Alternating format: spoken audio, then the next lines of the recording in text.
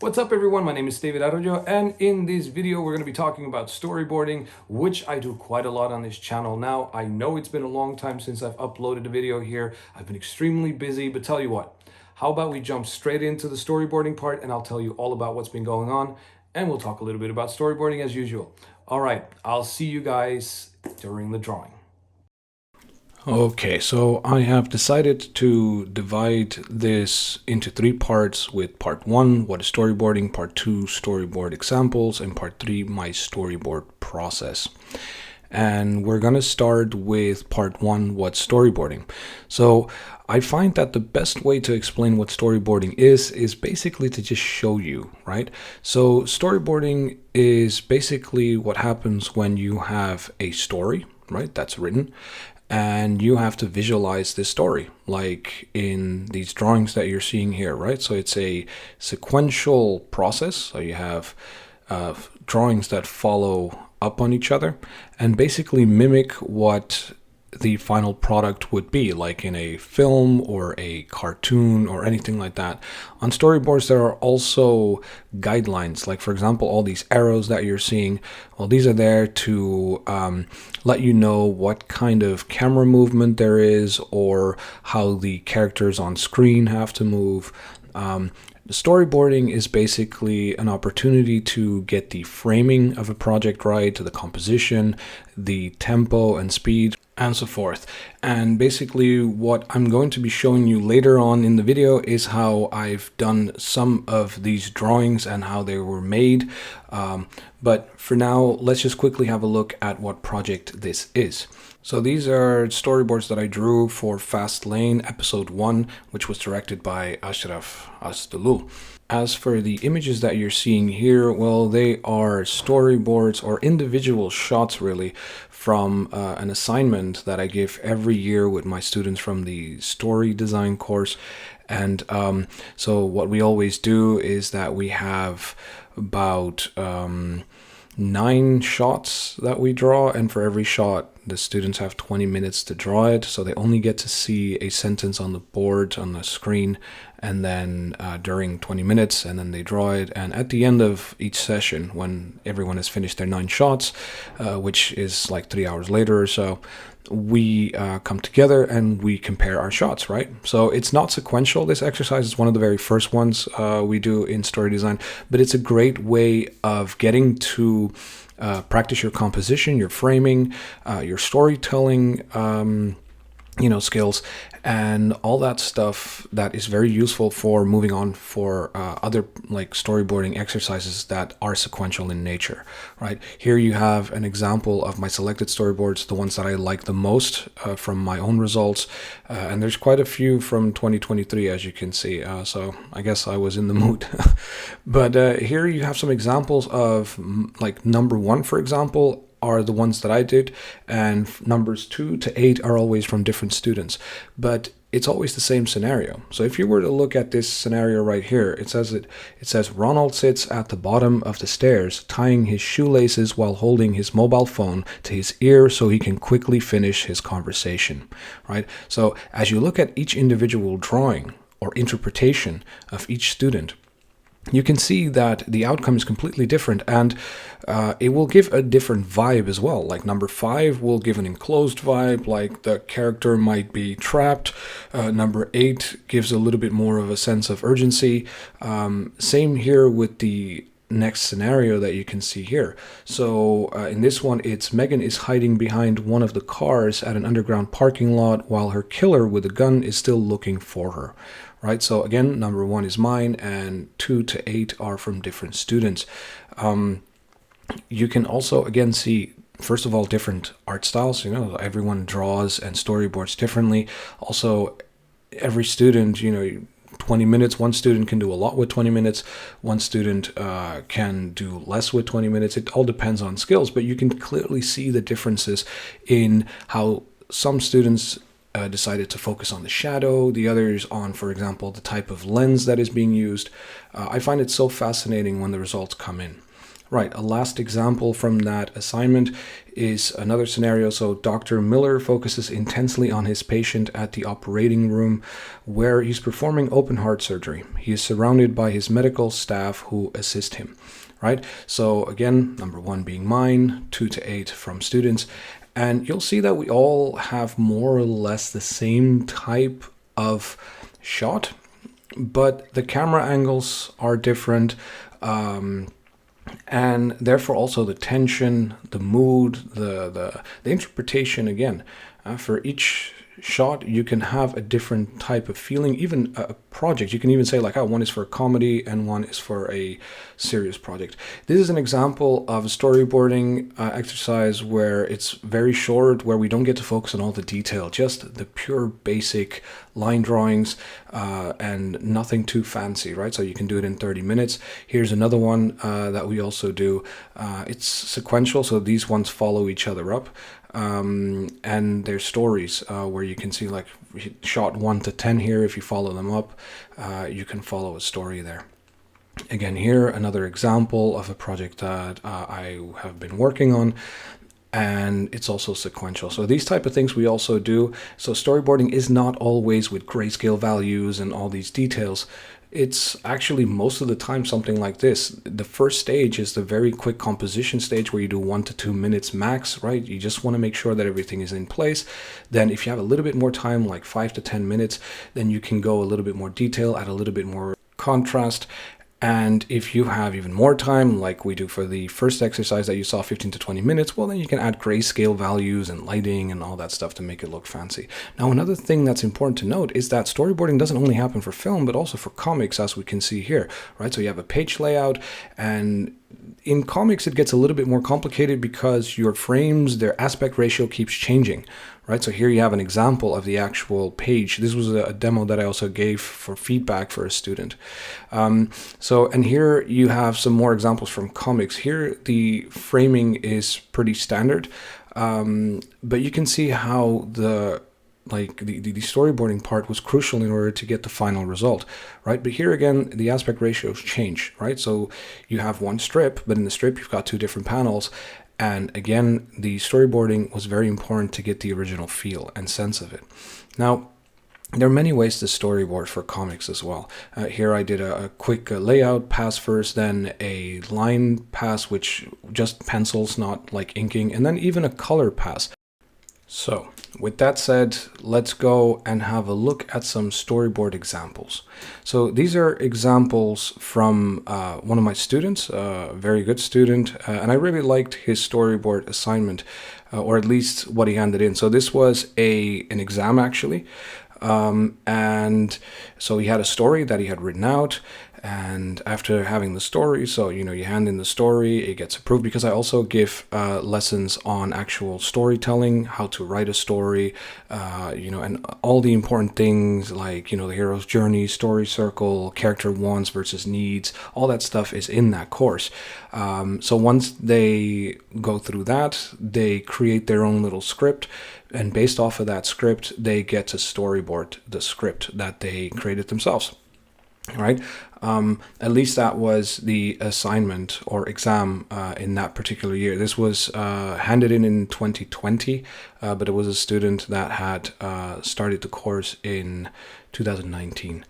And so you can see that quite some drawings go into making a storyboard like this. Anyways, I've added a link in the descriptions to the work of this student. The next project is one of mine that I worked on, a feature film by Ben Jagger, and this is a horror film called Room 203.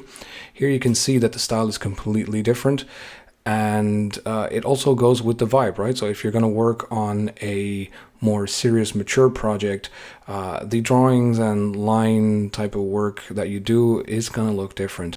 My approach on this one is more like when I draw my comics, so line art and inking process and strong contrasts, which is perfect for a horror project like this one.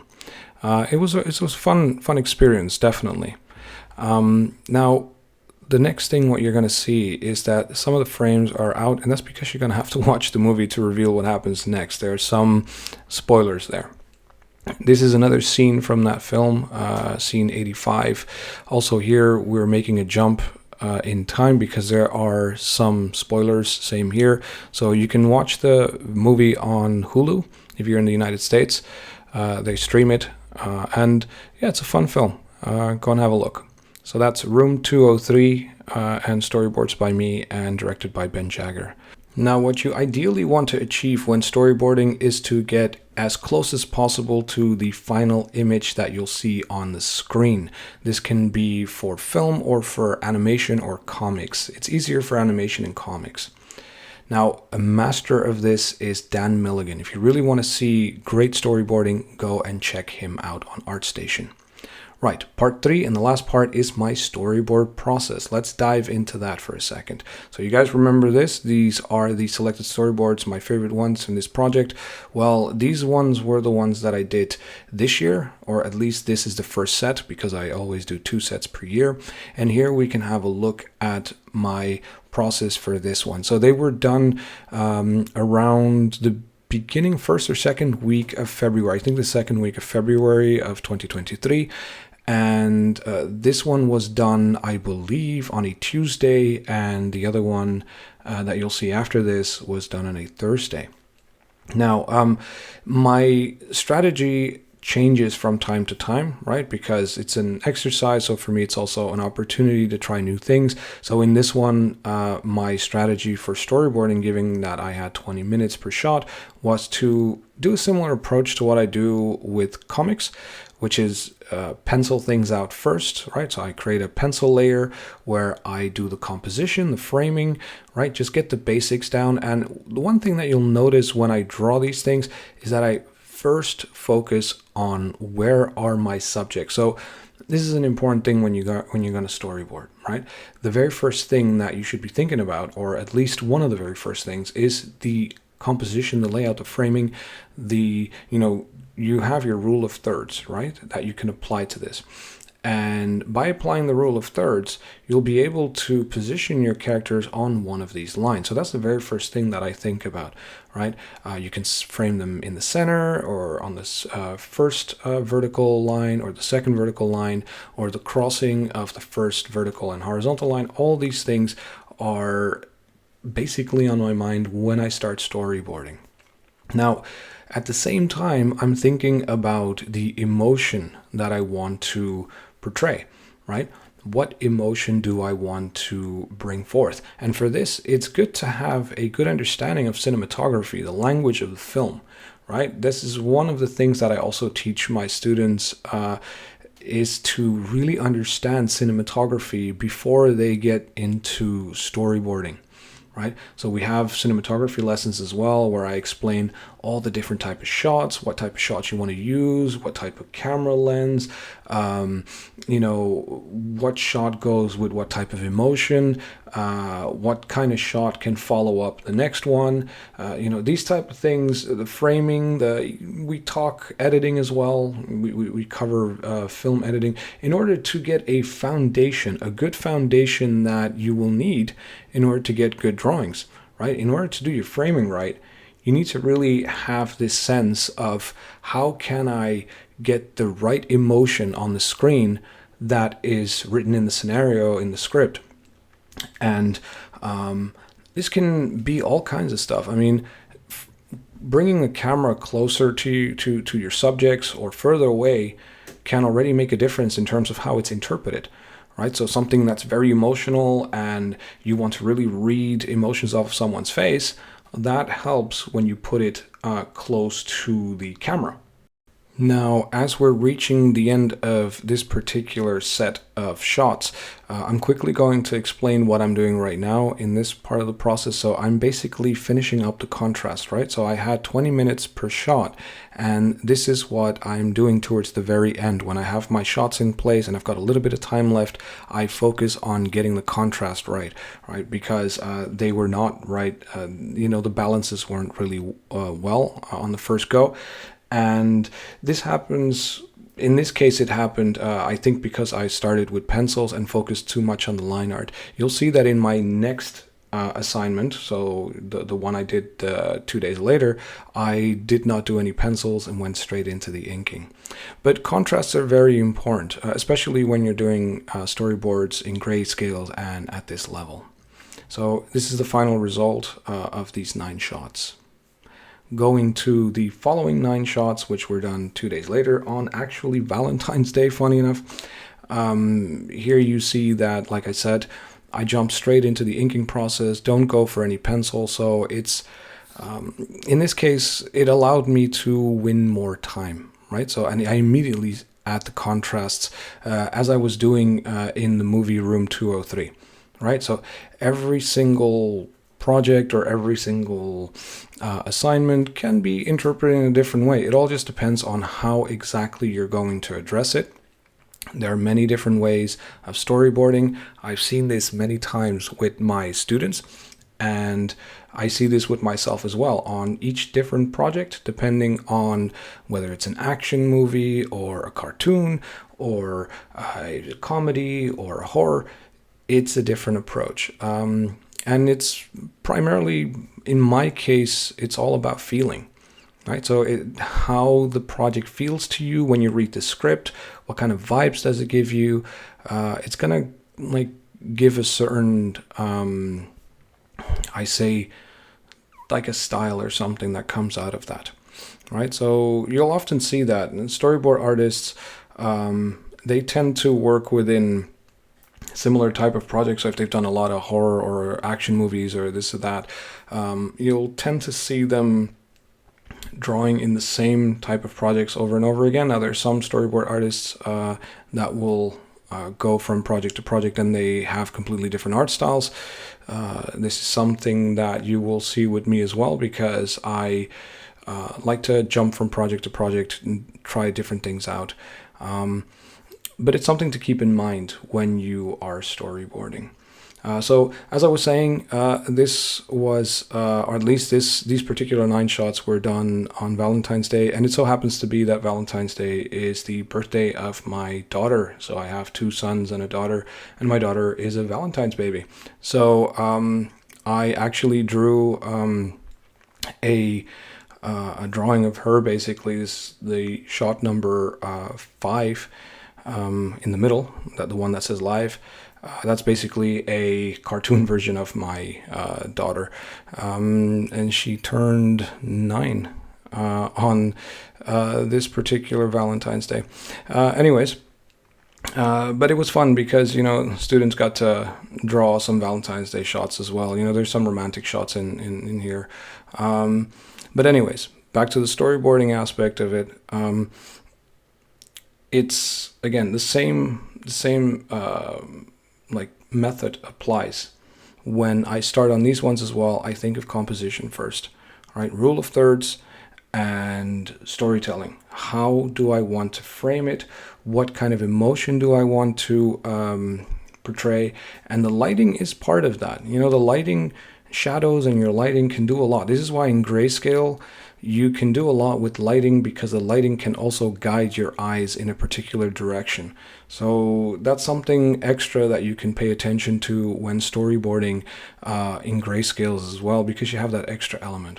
So here you go. These are the final 9 shots of that day. Let's move on to some examples of my work on Fast Layne and how I did that. Now for this project, I chose 7 individual shots from the many that I handed in, and immediately you will see that the approach is different. Okay, so first of all, I did everything in pencils. This was done in Procreate, and you have more arrows here because here they, you know, the sequences, they follow each other up. So the shots, you know, this shot 1, 2, 3, and so forth. So it's it's sequential art basically. And so hence the arrows and also the approach, right? This one I did frame by frame. Also because I knew that the director wanted to showcase this as an animated storyboard, which was done afterwards. A little bit similar to what you saw at the beginning of this video, but then with the proper timing and some music background and all that stuff.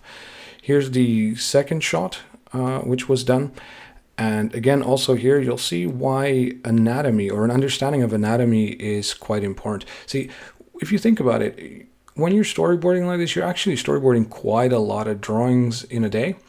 And if you know your anatomy, then you won't constantly have to look for reference, right? And that's important with me. I did all these drawings without reference because I know that I don't have that much time. When you're going to go and look for reference online, it takes decades.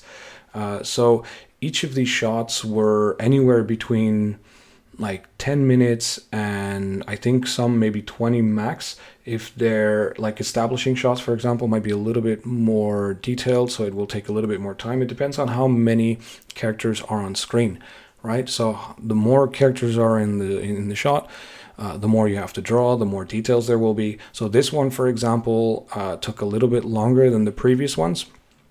It's all just going to depend on each shot, but they tend to stay. I mean, I rarely storyboard a shot that's longer than 30 minutes. This is very rare. Unless it's an establishing shot, I might maybe go a little bit past it because I want to get details in there. But if it's not an establishing shot, it can go quite quickly. But here again, it's all about where the characters are placed and the background. That helps, but the placement of the characters is the most important thing when storyboarding. Your framing of that is important. Right, so in this one you will see how I copy paste a part of the top of her body, which I'd already drawn in another file. And this is also very useful because once you have a lot of drawings, you can just copy paste. You don't have to redraw everything over and over and over again. You know, it's all about efficiency. If you have to do a lot of drawings for a project like this, well, you want to make sure that it goes quickly. Something like this, you have to hand it in like a day or two, or, you know, it goes quite quickly. It tends to, this particular project, I don't remember by heart, but I think everything had to be done within a week's time. So I was drawing or working on this after my hours at work, right? So I was first doing, this was in 2018, so before I was teaching. But see, it's basically you have your day job, you do your hours, and then you get home. I had 2 children at the time because my third one was born in 2020. And I did this at night, like, you know, I started around 8 or 9 in the evening. And then until basically the job got done. Always working in the evenings and getting these things done. Another thing that you'll see here is a tool in Procreate that's very useful is the perspective tool. It helps to get your perspective in really fast, so I strongly recommend for Procreate users to use that. They also have a similar tool in Clip Studio Paint. But anyways, it's fun to see because you don't have to draw all your buildings in crazy detail, but it helps to quickly like have a kind of an indication. This one went very fast, this shot, because it's a very simple shot. Again, also, the more you know about anatomy and human anatomy, the easier this will go. See, again, I didn't use any reference for this. It was by heart. And it's not that I draw this a lot, but sometimes just using a little bit of common knowledge and sense. If you've drawn a lot, then you'll know which shots go and you know what type of poses might work and which ones might not. This is then an establishing shot, which takes a little bit more time, but not much. I mean, funny enough, this went quite quickly because I've drawn shots like these actually quite often. It happens a lot where there's a crowd in the foreground, and then you have your subject maybe a little bit further ahead where like they're giving a speech or something. This happens a lot in films. So that made the process feel almost like going on autopilot and just drawing something that I've drawn many times before. That's the advantage in storyboarding. Like, the more you storyboard, the more it really becomes like second nature. I mean, of course, there are going to be some shots that are difficult to pull off, and for that, maybe you'll need some reference to help you pull off like a complicated pose or a shot that you're not used to doing. Here's the next one, where you can see there was this loud noise in the script, and everyone was covering their ears. And so again, same stuff applies, right? The more you know about human anatomy and how the body can turn, and what kind of poses to do in order to get the right effect, then it just goes fast. But that's all practice. Like, I mean, when I started storyboarding in the beginning, like, this is my very first storyboards were done, I believe, somewhere in 2008. And back then, I did not have the experience that I have today. So obviously the boards would not look like this at all. It would take me much longer to get similar results. And back then I needed to use more reference, right? Just to get something looking as nice. But now a lot of these things, again, it's because when you do something so often, it just becomes second nature. And these are boards from 2018, so that's now 5 years ago. So yeah, when you storyboard, you do that at the beginning of a project. Anyway, so here are some examples from room 203. And you will see again how it's completely different from what I was doing for the Disney TV series. So here I have a similar approach to the assignment that I have with my students. I work with smaller little squares, and working with smaller squares also has an advantage. It has an advantage that you won't focus too much on details, which I tend to do quite a lot, especially when I know that I'm using ink. When I use ink and the canvas is quite large on the screen, I tend to jump into details, which you don't really necessarily want to do, because that means that your shots are going to take very long. So these 9 shots in total, they took somewhere around 2 hours. Most of the time when I do a storyboard sheet like this with 9 shots, it's around 2 hours, sometimes 2 hours and a half, but it's close to the 2 hour mark. Which means that each shot is close to 13 and a half minutes, something around that, per board that I do. It also depends. I mean, that's in this detail, obviously. If I go less detail, like some of the examples I gave at the beginning of this video, then obviously you can do a whole lot more shots in less amount of time. It all depends, right? So everything's going to depend when the director needs the shots, or the producer, or it depends. If they tell you on the day itself and they're like, hey, we need 50 boards, then you know that you're not going to be able to go in detail like this. Then you just have to do purely composition only, and you have to focus on the core principles. Nothing too fancy, nothing trying to do all like nice shading or contrasts like what I'm doing here. You have no time for that. So it all depends. Here I was fortunate enough to have a little bit more time than just on the day itself. These are also boards that I did after teaching students. So during the day I would teach students, and then I would go home. And then at this point I did have 3 children. My youngest one was already born. These boards were done in 2020.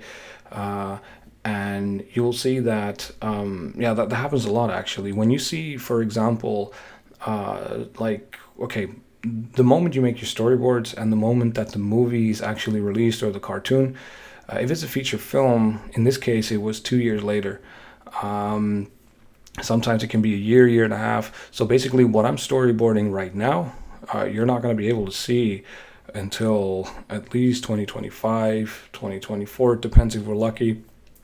So a lot of that stuff, it takes a long time. And I'm gonna be honest with you, when storyboarding, a lot of the projects also never make it to, they actually don't become an actual product. So you've been storyboarding, but no one will ever see your work. I've got quite a lot of that, a lot of these type of projects, where I've been storyboarding for a project, but this is more on feature film. On animations, this doesn't happen as often, because then it's much more structured, especially if you're working on a animation project that is like a series. Then it's all much more structured, right? So you're gonna get like your payment and all that stuff. Everything's gonna happen just fine. But yeah, so storyboarding, a lot comes into storyboarding. Like a lot of my students, they're quite shocked when they start the actual course, the story design course, they're quite surprised when they start doing these very first storyboarding exercises, because they realize that it's not just let's quickly draw something on the screen. No, there really is a lot that comes to play. Like, you really do need to know your cinematography. You need to understand and have a genuine, I mean, it really helps to have a genuine love for film, for cartoons. One of the best pieces of advice I can give storyboard artists or people that want to become storyboard artists is to watch a lot of movies, like over and over again. Watch cartoons, watch anything that has any kind of cinematography into it. If you like video games, then look at the cinematic sequences in these video games. Look at how they're done. Like, some of them are amazingly well done, and obviously they also have storyboard artists on their team. But you can learn so much from that. You can learn so much from the shots that they use just by watching movies and cartoons. Just by doing that alone, you will have learned like 50% of what you need to learn, right? Because it becomes like muscle memory. It becomes part of your visual library. So that's one of the main advices I strongly recommend.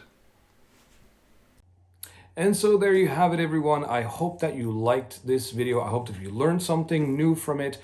And I hope that, as usual, if this is your kind of content, you can always leave a like, subscribe, and come back whenever you want to. All right. Have fun, guys. I'll see you in the next one.